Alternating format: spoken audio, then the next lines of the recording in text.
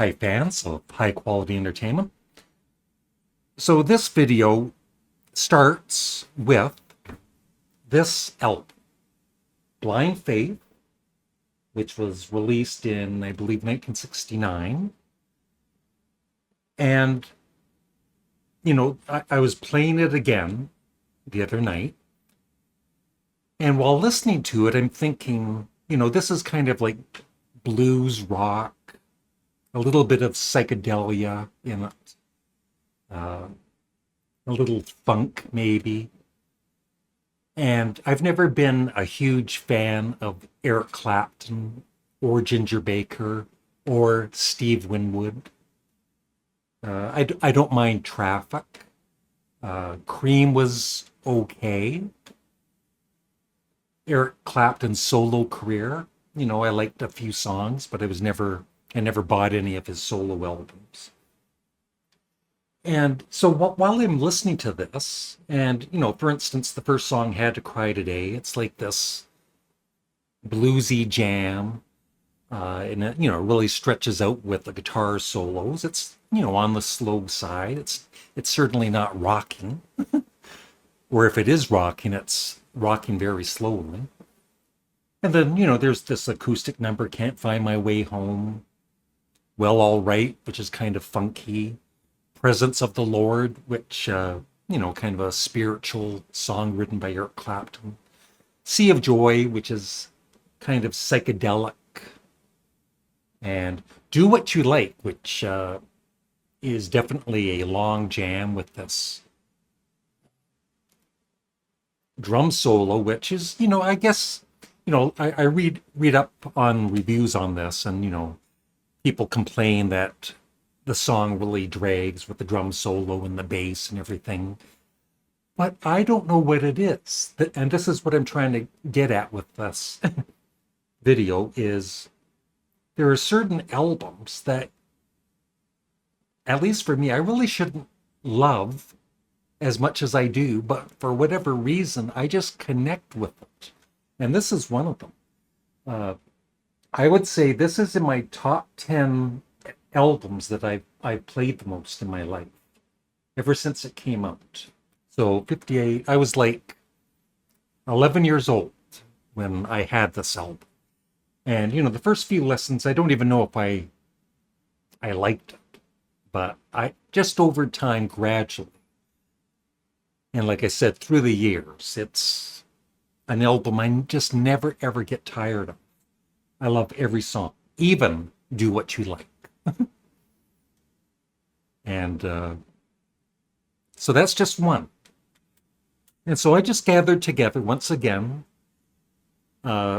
some lesser loved albums that for whatever reason I just love. There's a lot of Black Sabbath fans that are bigger Black Sabbath fans than me, even for the Aussie years. But a lot of those same fans, they tend to put down Technical Ecstasy and Never Say Die. And I love those two albums. When I was doing a ranking for Black Sabbath a few years back, I had to listen to all of the albums in a row, all of the Aussie albums. And so when it came to Technical Ecstasy and this, I just had a new appreciation for both of the albums. And I'm not saying they're as great as, Sabbath, Bloody Sabbath, or Sabotage, but I still think these are damn good albums. And it kind of puzzles me when these diehard Black Sabbath fans put these albums down, because I think they're great. And once again, speaking of blues rock, I'm not really that big of a fan of blues rock. But back when I was younger, I bought this in a cutout bin, Can't Heat Hallelujah. And I just love this band. And I have all of their early albums with Alan Wilson, the great Alan Wilson. And once again, this probably is one of my most played albums through the years. But I love the other Can't Heat albums too.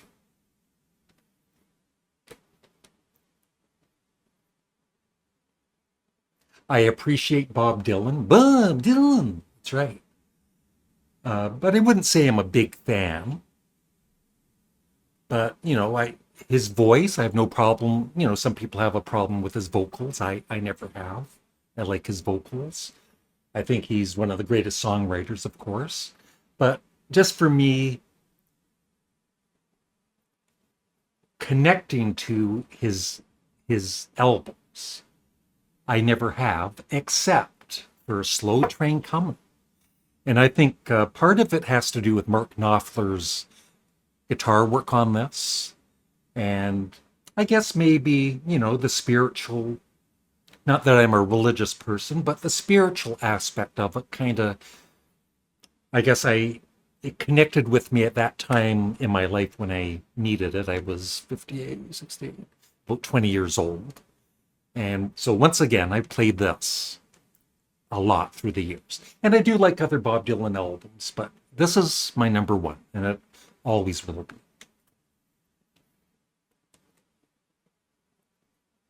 Now, this artist, he's released probably too many albums. And some of his less liked albums are some of my favorites. And including Neil Young's Landing on Water. I know it's got the dreaded drum machine, the 80s sound, but I've always just really enjoyed the album. I haven't played it as much as the other ones I've talked about, but I love this album. I also love trance. Not to say I don't love his more popular albums like Harvest and Rust Never Sleeps. I also love Comes a Time.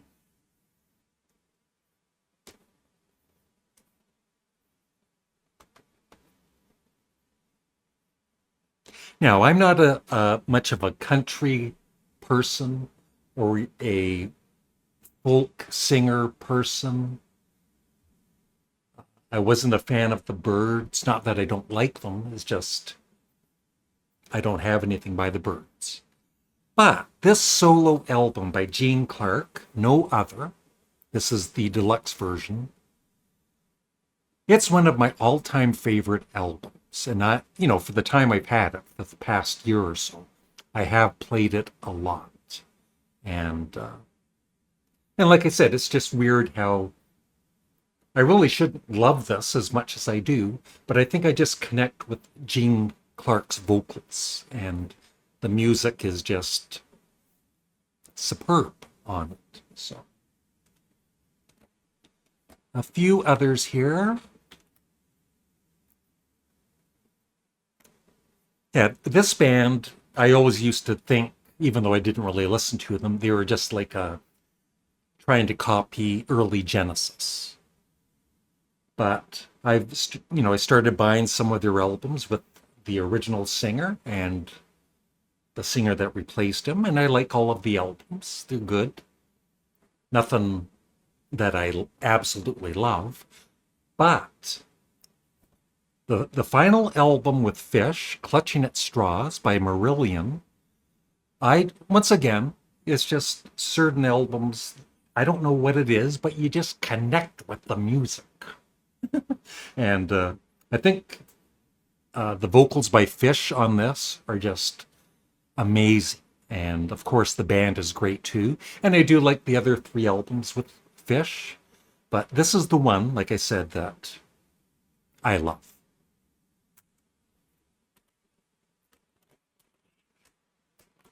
Once again, I'm not really into what's called Americana type music for the most part. I do like the band. I have their early albums. I like them. But the one album I've always loved is Cahoots, which is one of their least loved albums. And I think I connect with it because I bought it when I was younger. It was the very first album of theirs that I heard. And actually, back in the day, I just liked it. I loved Life is a Carnival When I Paint My Masterpiece, and I think that was about it. And then the rest of it was just so-so.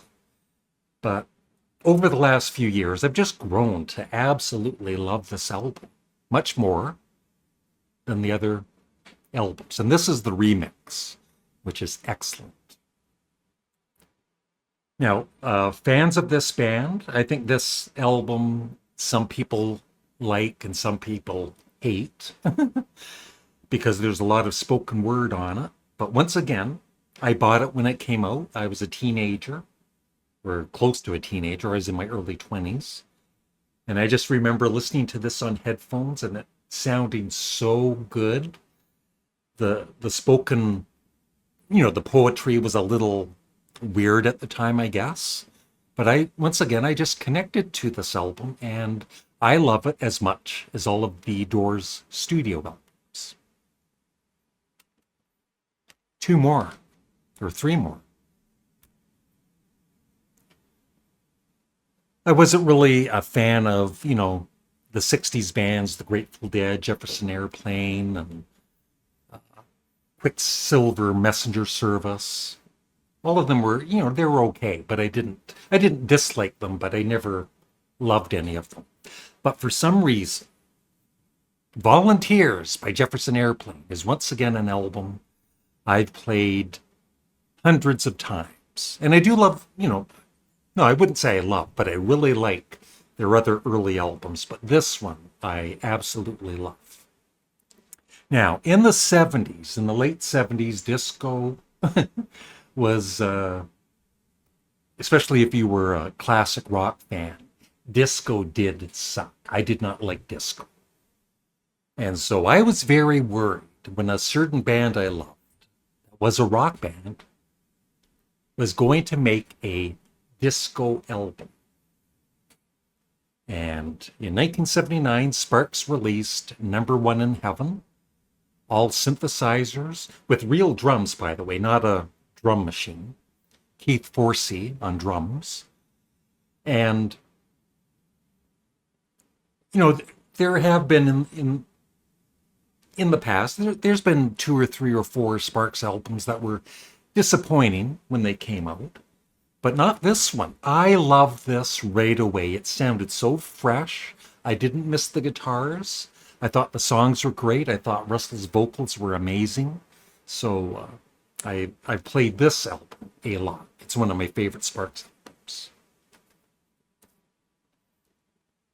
And I'll just end it with, certainly this artist gets the most flack when I talk about her, Yoko Ono. But once again, I connect with a lot of her music, not all of it. This is Fly. There's the really experimental, there's the song Fly, which is like over 20 minutes long. It's really weird. I don't listen to it. I'm not a fan of it. I admit when, there's something by an artist that I don't like. I don't love everything by Yoko Ono. But I do love a lot of her music. I think her double album, Approximately Infinite Universe, is one of the best double albums I've ever heard. I can understand people, being turned off by her, but there's also, I don't think, some people that are bashing her haven't really listened to some of these albums. And this is Fly. And that is it. Next up, I'm going to attempt, I hope, to do a serious top 10 rock bands. So stay tuned for that. I would love your thoughts. Yeah, I would love your thoughts on maybe some albums that you think I really shouldn't like. This isn't really my genre of music or whatever, but for some reason, you're really taken with a certain album that's, kind of different than what you usually would listen to. So thanks for watching and have a great day. Bye.